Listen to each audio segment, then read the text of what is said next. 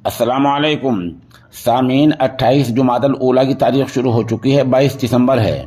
खबर का उन्वान है मास्क को लेकर वजीर आजम ने किया ऐलान। वजीर आला योगी ने भी मीटिंग की, दिल्ली के वजीर आला ने मीटिंग की, कर्नाटक में खास ऐलान, हिमाचल में भी ऐलान।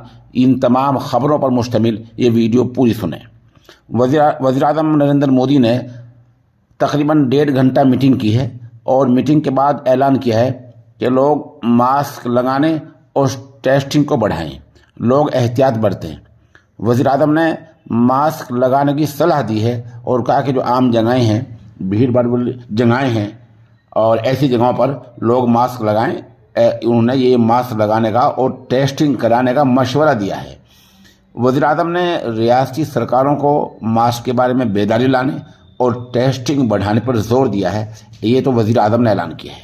उधर रियासत कर्नाटक में जो बंद जगहें हैं, बंद जगहों पर मास्क को लाजमी करार दे दिया गया है। जहाँ बंद जगहें हैं और वहाँ आदमी काम करते हैं, कारखाने हैं, ऐसी बंद जगहें हैं, उन पर कर्नाटक में मास्क को लाजमी करार दे दिया गया है।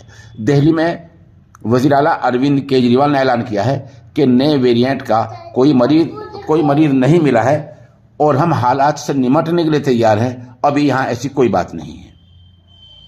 उत्तर प्रदेश में वज़ीर आला योगी आदित्यनाथ ने अफसरों से कहा कि आम जगहों पर जैसे रेलवे स्टेशन हैं, बस अड्डे हैं, अस्पताल हैं, इन जगहों पर मास्क लगाने के लिए लोगों को बेदार करें, लोगों में बेदारी लाएं, लोगों को जागरूक करें।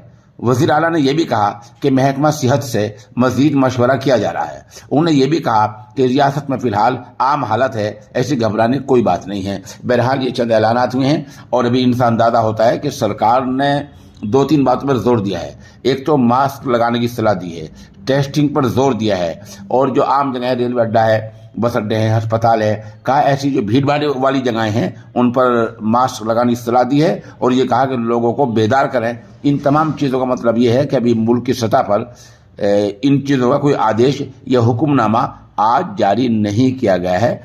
आप हमारे साथ बने रहें, जैसे कुछ इस बारे में अहकामात आते रहेंगे, हालात बदलते रहेंगे, हम आपको इंशाअल्लाह फ़ौरन ही मुत्तला करते रहेंगे।